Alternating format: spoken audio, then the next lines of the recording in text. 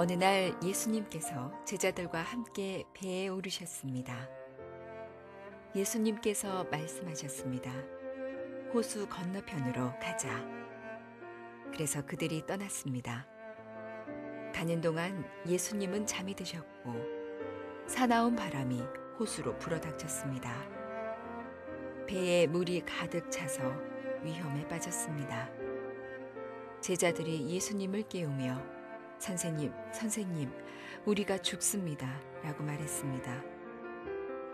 그러자 예수님께서 일어나셔서 바람과 성난 파도를 꾸짖으셨습니다. 그러자 그 즉시 바람이 멈추고 호수가 다시 잔잔해졌습니다. 예수님께서 제자들에게 말씀하셨습니다. 너희의 믿음이 어디 있느냐? 제자들은 두렵고 놀라서 도대체 이분이 누구시길래 바람과 물에게 호령하시고 바람과 물이 이분에게 순종하는가라고 서로 말하였습니다. 우리 다시 한번 하나님 앞에 감사와 영광의 박수 올려드리도록 하겠습니다. 같이 한번 가슴에 손을 얹고 믿음을 고백하고 우리 하나님 말씀 듣도록 하겠습니다. 한번 따라해 주시면 감사하겠습니다. 하나님은 나를 사랑하십니다. 나는 그 사랑 안에 있습니다. 하나님은 오늘 나에게 말씀하실 것입니다. 그 말씀에 능력이 있습니다. 그 말씀에 생명이 있습니다. 나의 마음을 하나님께 열겠습니다. 나의 생각을 예수님께 집중하겠습니다. 들은 만큼 변합니다. 들은 만큼 행복해집니다. 오늘 저희가 읽은 성경 본문은 참 많은 의미를 가져다주는 심볼릭한 본문이라는 생각이 듭니다. 예수님께서 제자들과 함께 갈릴리 호수를 건너 가시던 중에 큰 풍랑을 만나게 되었습니다. 사실은 호수라고 우리는 말을 하고 있지만 이스라엘 사람들은 갈릴리 호수를 바다라고 불렀습니다. 그만큼 호수가 사이즈가 크다는 얘기죠. 그리고 그 기후의 변화가 갈릴리 바다에는 굉장히 예측할 수가 없어서 날씨의 변화에 따라서 큰 풍랑이 자주 발생하는 그런 호수이었기도 했습니다. 그럼에도 불구하고 거기에 풍부한 어종을 가지고 있기 때문에 사실은 갈릴리 지역의 사람들은 갈릴리라고 하는 호수의 주변에 모여 살면서 그 생계를 해결하기도 했었습니다. 예수님께서 제자들을 부르셨을 때 갈릴리 바닷가에서 고기잡이를 하고 있던 제자들을 부르셨던 것도 여러분들께서 염두에 두셔야 하는 부분 중에 하나입니다. 왜냐하면 예수님께서 제자들과 호수를 건너가시는데 굉장히 그들에게 그것이 익숙한 일이었다라는 것입니다. 그들이 풍랑을 만나게 되는데 한 번도 가보지 못한 호수의 바다에 갔기 때문에 풍랑을 만나는 것이 아니라 그들이 매일 어떤 어부들은 거기서 매일매일 그물질을 하고 있던 바로 그 익숙한 삶의 현장에서 예수님의 함께 동행했는데도 불구하고 예기치 못한 큰 풍랑을 만나게 되었다라는 것입니다. 그래서 오늘 사실은 성경 본문이 여러분과 저에게 인생의 항해라고 하는 것이 과연 어떤 것인지 더 깊은 의미를 깨닫게 해주는 본문이 되는 것 같습니다. 성경 어디를 보아도 하나님께서는 우리에게 어려움과 고난이 너에게 닥치지 않을 것이다 라고 약속해 주지 않습니다. 그럼에도 불구하고 우리는 폭풍이 다가오면 깜짝 놀랍니다. 예수님께서는 너희가 이 세상에서는 환난을 당할 것이다 라고 말씀을 해주셨습니다. 그럼에도 불구하고 어느 누구도 풍랑과 폭풍을 기대하면서 사는 사람은 없습니다. 우리는 그것을 준비하지 않고 삽니다. 그래서 예상치 못한 풍랑이 우리 삶 속에 다가오면 고통스러워하는 것입니다. 깜짝 놀라게 되는 것이죠. 하나님을 의심하고 하나님에 대해서 원망하는 마음도 갖게 되는 것 같습니다. 아마 여러분들께서 오늘 짧게 저희들이 읽은 본문을 보면 거기에 나와 있는 상황들을 보면 아마 이런 상황들을 상상할 수 있을 것 같아요. 배가 막 출렁이고 흔들리기 시작했을 때 어부 출신이었던 제자들과 어부 출신이 아니었던 제자들의 확연하게 차이가 나기 시작합니다. 무슨 얘기입니까? 바깥으로 배멀미를 하기 시작하는 사람들은 어부 출신이 아닌 겁니다. 배가 조금씩 흔들리고 바람이 들어오기 시작하자 처음에는 여러분 배 타면 굉장히 좋잖아요. 근데 조금 지나고 흔들리기 시작하면 멀미하는 사람들은 거의 지옥 같은 거죠. 그게. 그러면서 많은 제자들이 막 속이 뒤틀리기 시작하고 빙빙 돌기 시작하고 막 감당할 수 없을 때 어부 출신 제자들은 코웃음 쳤을 것 같아요. 촌스럽게. 그리고 배를 바로 잡으려고 했을 것 같아요. 근데 문제가 심각하기 시작합니다. 집더미 같은 커다란 파도가 몰아치기 시작하고 이제는 배를 바로 잡을 수가 없습니다. 물이 들이닥치기 시작하는데 배가 가라앉을 것 같습니다. 어부 출신 사람들도 불안해지기 시작합니다. 풍랑을 뚫고 갈 수가 없습니다. 그리고 갈릴리 호수에서 잔뼈가 굵은 베테랑 어부들에게도 죽음이라고 하는 공포가 밀려오기 시작했던 것입니다. 예수님께 선생님 우리가 죽게 되었습니다 라고 도움을 요청하기 시작하죠. 매일 갈릴리에서 고기를 잡았던 그들이 죽을 것 같다라고 호소를 합니다. 여러분, 인간의 죄에 물들은 상상력은 파도를 보면서 죽음을 상상하게 되어 있습니다. 파도만 닥치는데 파도만 생각하는 것이 아니라 거기서 죽을 것 같다라고 하는 엉뚱한 상상을 하게 되는 것이죠. 그리고 제자들은 최악을 상상하면서 그들이 가지고 있던 작은 믿음도 마비되어 가고 있었습니다. 여러분, 여기 앉아 계신 남녀노소 다 포함해서 이런 인생의 풍랑을 경험하지 않은 사람들이 과연 있을까요? 있으세요? 목사님, 저는 고통이라는 것, 어려움이라는 것, 문제라는 것 한 번도 경험해 보지 못했습니다. 있으면 손 들어보세요. 제가 경험할 수 있게 안수기도 해드릴게요. You're missing out. 정말 그거 다 남들 다 겪고 사는데 왜 못 겪고 사세요? 하나님께서는 너희들은 이 세상에서 환난을 당할 것이다 말씀해 주셨어요. 그런데도 불구하고 죄악 속에 물들어 있는 상상은 우리가 겪고 있는 고난 속에서 최악을, 죽음을 상상하게 만들어주죠. 이럴 때 예수님 바라볼 수 있으면 얼마나 좋겠어요? 그렇죠? 아멘? 이렇게 힘들고 어려울 때 예수님 바라볼 수 있으면 얼마나 좋겠어요? 제자들이 예수님을 쳐다봅니다. 23절 말씀 같이 한번 볼까요? 시작.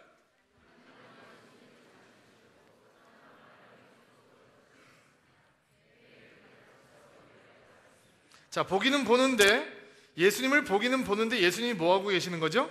주무시고 계는 거. 이게 시험거리예요. 예수님께서 나는 죽겠다라고 하는데 예수님을 보니까 나는 겨우겨우 예수님을 보는데 예수님은 뭐하고 계시는 거예요? 주무시고 계시는 거예요. 이러면 우리 마음이 살짝 어려워지죠. 하나님 나 사랑한다면서요. 뭐 세상 끝날까지 나와 함께 있겠다고 약속하셨잖아요. 그게 내 말이 아니라 내가 하나님 손을 비틀어서 이렇게 나하고 약속하세요 라고 얘기를 한 것도 아니고 하나님께서 내가 원하지도 않았는데 이 세상 끝날까지 내가 너와 함께 할 것이다 라고 약속을 해 놓으시고 왜 지금 나는 빠져 죽을 것 같은데 눈 감고 주무시고 계시는 거예요?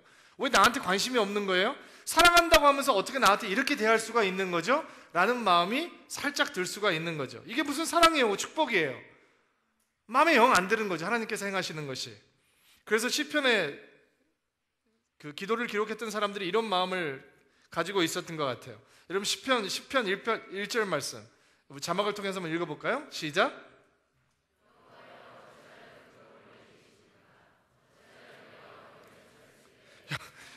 너무 착하셔가지고 너무 착하게 읽는데 지금 이 성경은 그렇게 읽는 성경이 아니고요. 아니 하나님 왜 이렇게 멀리 계시는 거예요? 도대체 어디 숨어 계시는 거예요? 내가 지금 죽게 생겼는데 왜 얼굴을 코빼기도 안 비치는 거예요? 지금 시편 기자는 이렇게 얘기하고 있는 거죠. 시편 44편 23절 말씀 한번 읽어보세요. 조금 리얼하게 읽어주세요. 너무 거룩하게 읽으니까 제가 지금 당황스러웠어요. 시작.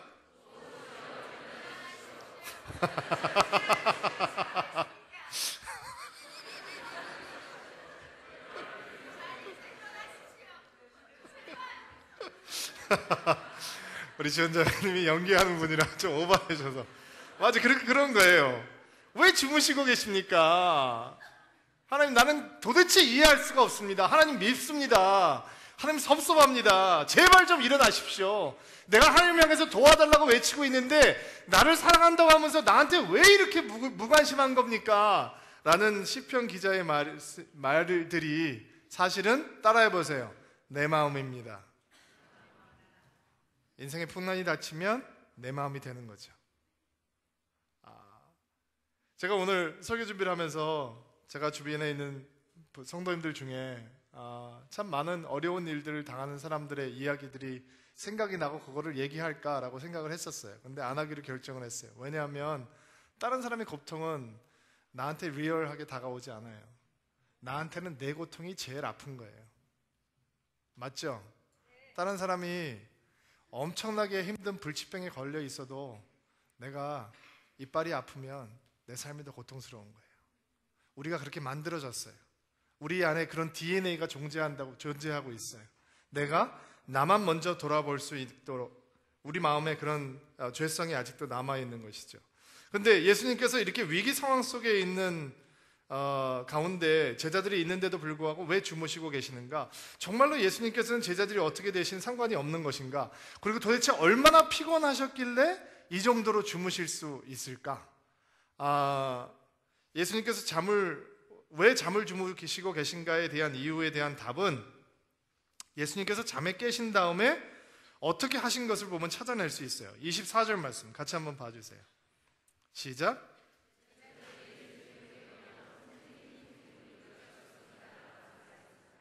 그러자 예수님께서 일어나셔서 바람과 성난 파도를 꾸짖으셨습니다. 그러자 그 즉시 바람이 멈추고 호수가 다시 잔잔해. 자, 예수님께서 일어나셔서 바람과 성난 파도를 꾸짖으셨다라고 성경은 이야기하죠. 그리고 어떻게 됐습니까? 그 즉시 잠잠해졌대요. 바람이 멈추고 성난 파도가 잔잔해졌다는 거예요. 한 번 명령에 그렇게 없어져 버린 거죠. 자, 여러분 상상해 보세요. 예수님께서 잠에서 딱 깨신 다음에 딱 이 위기 상황을 딱 보시고 만약에 야, 짐 무거운 거 다 바깥으로 던져. 지금 배가 오른쪽으로 쏠리고 있으니까 너 무거운 애들, 살찐 애들 다 왼쪽으로 와. 그리고 무게 잡어. 현을 돌려. 이러면서 파도를 타나가는 연습을 했다면 그거는 상식적인 대응인 거죠. 그러면 예수님께서 주무시면 안 되죠. 예수님께서는 왜 주무시고 계시냐면 이 풍랑이라고 하는 문제, 물론 그 문제라고 하는 것이 사람의 관점에서 보는 거겠죠. 이 사람에서 관점에서 본 파도라는 문제와 풍랑이라는 문제는 별로 문제가 예수님께는 되지 않는 거예요. 왜 문제가 되지 않느냐? 말 한마디만 하면 끝나는 거예요. 잠잠할지어다. 그러니까 고요해졌어요. 그러니까 예수님께서 주무셔도 되는 거죠. 문제가 아닌데 뭐 긴장하고 있겠어요. 어려움이 아닌 거죠. 풍랑이 제자들에게는 죽음을 느끼게 하는 공포의 이슈였지만 예수님께서는 아무런 문제가 아닌 거예요. 말 한마디 해도 되는 것이니까. 바로 여기에 예수님께서 우리에게 가르치고자 하는 첫 번째 메시지가 담겨져 있습니다. 인생의 풍랑 속에서, 그러니까 우리가 겪는 문제, 고통, 어려움, 고난, 괴로움, 시험, 위기 이런 것들 속에서 우리는 크신 하나님을 만나게 되는 것입니다. 아멘 하시기 바랍니다. 믿음을 갖고 살지만 대부분의 하나님은 너무 작습니다. 작을 뿐만 아니라 우리 삶 속에 실질적으로 들어와 계시지 않는, 멀리 떨어져 있는 하나님이기 쉽습니다. 오늘 사건을 보십시오. 제자들이 배를 타고 가다가 풍랑을 만납니다. 예수님께서 배 안에 그들과 함께 계셨습니다. 고통의 한가운데 예수님께서 동행하고 계신다라는 것입니다. 하나님께서 우리하고 멀리 떨어져 있어서 우리 안에 고통의 문제가 생기는 것이 아닙니다. 하나님께서 우리와 함께 계시지만, 우리를 떠나지 않고 우리와 함께 계시지만 하나님께서 무능해서 그런 일이 있는 것이 아니라 그냥 세상을 살면 고통의 문제는 다가오는 것입니다. 그런데 제자들의 마음이 무너집니다. 두려움에 가득 차고 하나님을 향해서 온갖 서운한 마음이 들고, 이건 뭐야? 믿어도 소용없네? 예수님 자고 있잖아? 라고 하는 서운한 마음이 들게 되죠. 그러나 우리의 문제를 보고 깜짝 놀라시면서 큰일 났구나 라고 말씀하시는 하나님이 아니라, 우리가 가지고 있는 어떤 문제라도 그것이 우리의 삶의 기반이 무너지는 것 같은 큰 이슈가 되는 문제일지라도 하나님한테는 그게 문제가 되지 않는 것입니다. 왜요? 그분이 크신 하나님이기 때문에 그렇습니다. 여러분, 우리가 그런 크신 하나님을 언제 만나겠습니까? 일이 잘 될 때, 모든 것이 형통할 때, 모든 것이 순조로울 때 절대로 그런 하나님 만나지 못합니다. 왜냐하면 일이 잘 되면 우리는 내가 똑똑해서 그렇게 잘 된다고 생각합니다. 우리 이 시나리오를 좀 바꿔봅시다. 배가 출렁이기 시작하는데 예수님께서 잠에서 안 깨시고 아니면 잠깐 깨셔서 베드로 네가 알아서 해. 그러니까 베드로가 진두지휘를 하기 시작합니다. 야, 내가 30년 동안 배를 탔는데 이럴 때는 자, 이렇게 하는 거야. 대처를 해서 풍랑에서 벗어나서 자, 안전하게 항구로 돌아왔다고 칩시다. 그러면 사람들이 역시 예수님께서 우리 뱃속에 타고 계시니까 내가 이렇게 잘 됐구나라고 생각할까요? 절대로 생각하지 않습니다. 사람들은 어떻게 생각할까요? 그 베드로 대단하네. 앞으로 배를 타면 꼭 베드로랑 같이 가야 돼. 요한, 야고보 전혀 소용없어. 나는 베드로파가 될 거야. 앞으로 나는 베드로라고 하는 사람만 따라다닐 거야 라고 생각하지 않겠습니까? 여러분, 사람들이 손을 들고 항복하고 자신들이 아무것도 할 수 없다고 고개를 흔들고 죽겠다고 벌벌 떨 때 바로 그때가 큰 하나님을 만나는 통로가 되는 것입니다. 인생의 풍랑은 우리가 얼마나 무력한 존재인지를 여지없이 드러내 줍니다. 내가 얼마나 연약한지, 내 믿음의 바닥을 보이게 되는 거죠. 하나님 없이는 우리가 아무것도 아니라는 것도 깨닫게 됩니다. 자, 여러분 기억하시기 바랍니다. 작은 나를 봐야 큰 하나님을 볼 수 있는 겁니다. 내가 크게 보이면 하나님은 작게 보이게 되어 있습니다. 이렇게 말씀드리면 목사님, 나도 크게 보이고 하나님은 더 크게 보이면 그게 좋은 거잖아요. 근데 내가 크게 보이는 사람들한테는 하나님은 절대로 크게 보이지 않습니다. 성경에 이런 말씀이 있습니다. 하나님께서 교만한 자를 대적하시고 겸손한 자에게 은혜를 주신다는 말씀이 있습니다. 교만이 뭔지 아세요? 내가 커 보이는 겁니다. 내가 내 사이즈보다 더 커 보이는 것이죠. 믿음은 뭔지 아십니까? 하나님이 점점 커 보이시는 것입니다. 피할 수 없는 인생의 풍랑의 순간 여러분이 평소에 만날 수 없었던 크신 하나님을 만나게 되는 것입니다.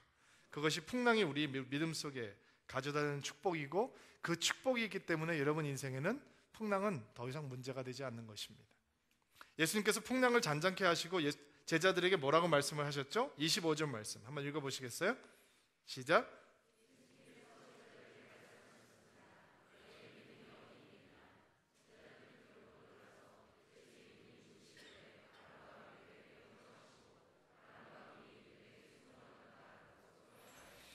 자, 예수님께서 너희 믿음이 어디 있느냐라고 책망을 하시잖아요. 마태복음의 동일한 기사를 보면 예수님께서 뭐라고 말씀하시냐면 너희들은 왜 무서워하느냐? 믿음이 적은 자들아 라고 책망을 하시고요. 마가복음의 기사를 보면 왜 무서워하느냐? 아직도 믿음이 없느냐라고 얘기를 하세요. 세 복음서의 기록을 종합을 해보면 예수님께서 풍랑 속에 있는 제자들, 그러니까 여러분과 저에게 기대하시는 게 있다는 거죠. 풍랑이 우리 삶 속에 다가올 때 하나님께서 보시기 원하는 결과가 있다는 거예요. 그 첫 번째 결과가 뭐냐? 여러분과 제가 인생의 폭풍우를 지날 때 두려움에게 덜미를 잡히지 않는 거예요. 두려움 때문에 우리 인생이, 우리의 믿음이 마비되지 않는 거라는 것이죠. 그것이 하나님께서 우리에게 기대하는 거예요. 왜냐하면 두려움이라는 것이 우리의 삶 속에 들어오면 우리는 아무것도 할 수 없는 존재가 되어버려요. 두려움은 실체가 없는 그림자이지만 그것이 보이기 시작하면 하나님을 보지 못하게 하고 허상이 진짜라고 생각하게 하고 완전히 마비된 믿음을 갖게 되는 것이죠. 여러분, 이스라엘이 가나안 정복 전쟁으로 들어갈 때 여호수아라고 하는 하나님의 리더에게 하나님께서 제일 먼저 말씀하시는 것을, 격려의 말씀을 들어보면 제일 중요한 메시지가 뭐냐면 힘을 내고 용기를 가져라예요. 여러분이 여호수아서 1장을 찾아보세요.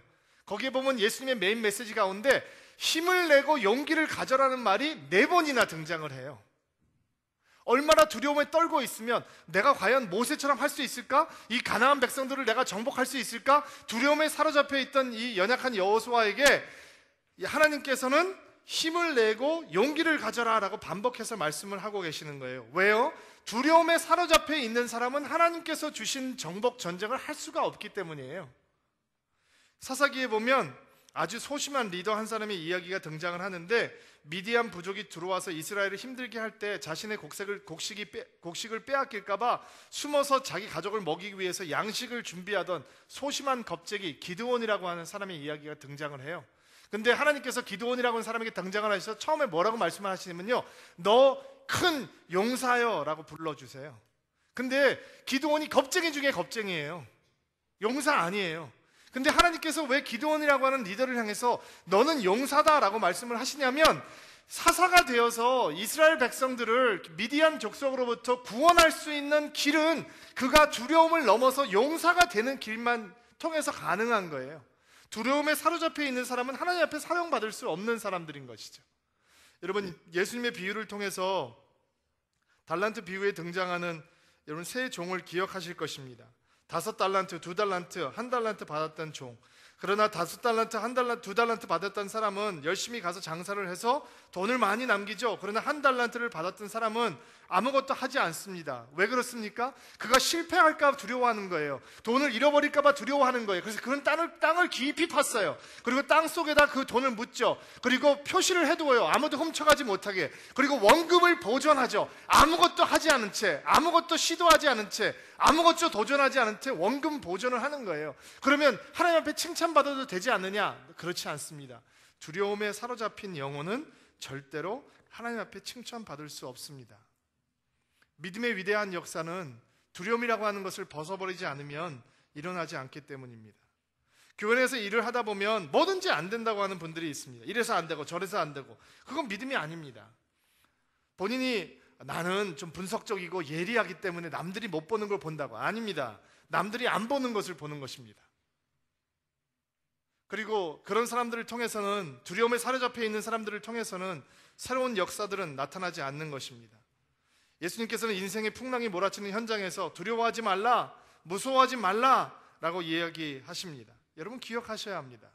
여러분 삶 속에 다가오는 인생의 풍랑 가운데서 바람을 느끼면, 물결을 보면 두려워질 수밖에 없지만, 그때 예수님을 바라보면서 두려움을 극복하는 것이 인생의 풍랑을 지나가는 사람들을 향한 하나님께서 기대하시는 것이라는 것입니다. 또 예수님께서 풍랑을 지나가는 우리들에게 기대하는 것은 무엇일까요? 그것은 바로 믿음을 키우는 것입니다. 예수님께서는 믿음이 있다, 없다라는 표현도 쓰시지만 믿음이 작다, 크다라는 표현도 쓰고 계십니다. 얼마 전에 저희들이 보았던 로마 백부장의 믿음을 보면서 이 세상에 이렇게 큰 믿음, 이스라엘에 내가 이렇게 큰 믿음을 보지 못했다라고 예수님께서 감탄하시는 장면이 등장을 하잖아요. 여러분, 풍랑 속에서 덜덜 떨고 있는 예수님을 깨우던 제자들에게 예수님께서는 너희들은 왜 믿음이 없느냐? 믿음이 적냐? 라고 책망을 하십니다. 풍랑은, 커다란 집체 같은 파도들은 큰 믿음을 가질 수 있는 절호의 기회입니다. 우리의 적은 믿음이 커질 수 있는 기회이고, 우리의 연약한 믿음이 강해질 수 있는 기회이고, 체험이 없는 믿음이 확신을 넘치는 믿음으로 업그레이드 줄 수 있는 최고의 기회입니다. 왜 편안하게 있는 것이, 그냥 형통하고 순조로운 것이 강한 믿음을 만들어내지 않는가? 여러분, 온실 속에서는 왜 믿음이 강해질 수 없는가? 순탄한 환경은 우리를 교만하게 하기 때문입니다. 풍랑은 우리를 겸손하게 하죠. 그리고 겸손해진 영혼들은 하나님을 찾게 되어 있습니다. 예수님의 제자들이 예수님을 깨우잖아요. 사람들이 왜 믿음을 가지고 있으면서 기도하지 않는지 아십니까? 기도할 줄 몰라서가 아닙니다. 하나님이 필요 없기 때문입니다. 기도 안 해도 다 자기가 할 수 있기 때문입니다. 그러나 인생의 풍랑이 다가오고 내가 스스로 해결할 수 없는 문제를 만나게 되면 사람들은 하나님을 향해 손을 벌리기 시작합니다. 거기서 믿음이 견고해지는 것입니다. 거기서 믿음이 강해지는 것입니다. 큰 믿음이 무엇입니까? 크신 하나님을 꽉 잡는 것입니다. 편할 때는 그렇게 못합니다.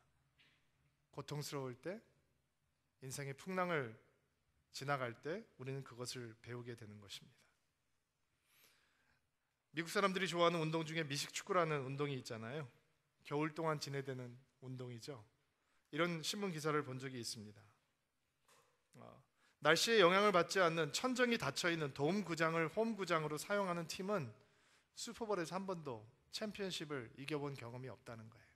반면에 그린베이나 위스콘신 주에 있는 혹은 시카고 같은 팀들, 아주 추워서 너무너무 날씨가 열악한 팀을 홈구장으로 가지고 있는 팀들은 오히려 더 그 추운 겨울을 뚫고 챔피언십을 얻을 수 있는 강한 팀워크를 가질 수 있는 팀으로 만들어진다는 거예요.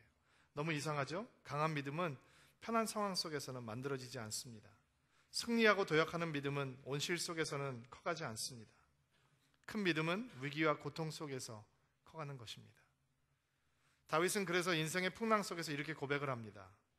시편 34편 말씀인데 같이 한번 읽어볼까요? 시작. 이 불쌍한 사람이 여호와께 부르짖었더니 여호와께서 들으시고 모든 어려움에서 건져주셨습니다.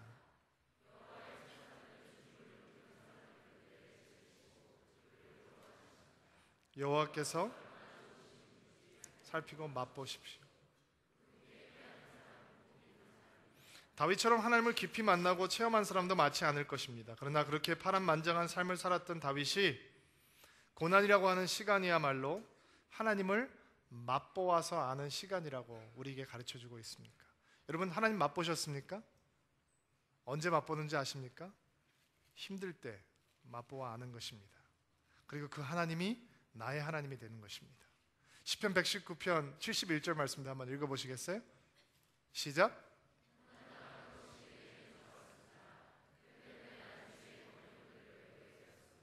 고난과 고통의 시간이, 풍랑의 시간이 하나님을 배우는 시간이 되었다라고 시편의 기자는 고백합니다. 오늘 함께 드리는 예배를 드리고 있는 우리 사랑하는 드림인 여러분, 여러분 가운데는 어떤 분들은 남들에게 보여주고 싶지 않은 사납고 또 힘든 폭풍 같은 인생의 항로를 지나고 있는 분들이 계실지 모르겠습니다. 어떤 분들은 건강에 문제가 생겨서 고통을 받고 있는 분들도 있을 수 있고요. 사업이 어려워져서 두려움에 떨며 내일을 보장하지 못하는 어려운 분도 있을 수 있을 것 같습니다. 자녀들 때문에 눈물로 하나님에 매달려 보는 부모들도 있을 것 같고요. 결혼 생활에 닥친 위기 때문에 큰 마음의 고통을 겪는 분들도 있을 수 있을 거라 생각이 듭니다. 믿음으로 배우자를 기다리는데 나는 세상 방법대로 하지 않고 오직 기도하면서 하나님께서 배우자 주실 거라고 기도하는데 시간은 지날수록 나에게 하나님의 사람이 나타나지 않을 때 그것은 굉장히 고통스러운 순간일 것입니다. 믿지 않는 사람들은 형통케 되는 것 같은데 나는 믿음의 길을 가는데도 불구하고 하나님께서 도무지 나는 돌아보시지 않는다라는 생각을 가지고 계시는 분들도 있을 수 있습니다. 그런데 좋은 소식은, 복된 소식은 그 풍랑이 곧 잔잔해집니다. 근데 풍랑을 잔잔케 하는 것이 예수님의 의도가 아닙니다. 여러분 오해하시면 안 됩니다. 왜냐하면 이 풍랑이 잔잔해지면 곧 또 다른 풍랑이 우리의 삶 속에 다가옵니다. 안 다가왔으면 좋겠습니다. 그러나 하나님께서는 그 약속을 안 해주십니다. 너는 이 세상에서 환난을 당할 것이다. 끊임없이 또 다른 파도가 우리의 삶 속에 몰아닥칠 것입니다. 잔잔해지면 또 다른 파도가 몰려옵니다. 그러나 그 파도가 몰려오는 순간 우리가 큰 하나님을 만날 수 없다면, 우리가 그 크신 예수님을 볼 수 없다면, 그 하나님을 맛보아 아는 체험을 할 수 없다면 그 풍랑은 정말 고통만 선물로 남겨주고 가는 것입니다. 그러나 여러분은 인생의 항로를 가는 동안 두려움을 깨어버리는 믿음을 배우실 수 있습니다. 큰 믿음으로 성장하는 축복을 누리실 수 있습니다. 풍랑이 고통으로 끝난다면 그것은 하나님께서 주시는 축복의 선물이 아니겠죠. 그러나 인생에 다가오는 거대한 풍랑들이 여러분에게 하나님의 각인을 하고 떠날 수 있다면 그것은 고통이 아니라 축복이 될 것입니다. 그 축복이 여러분들과 함께하게 되기를 주의 이름으로 축복합니다. 같이 한번 기도합시다.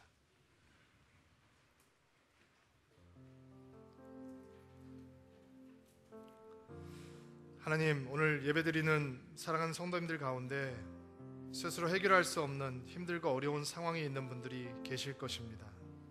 주께서 그들을 긍휼히 여기시고 그 성난 파도를 잔잔케 하여 주옵소서.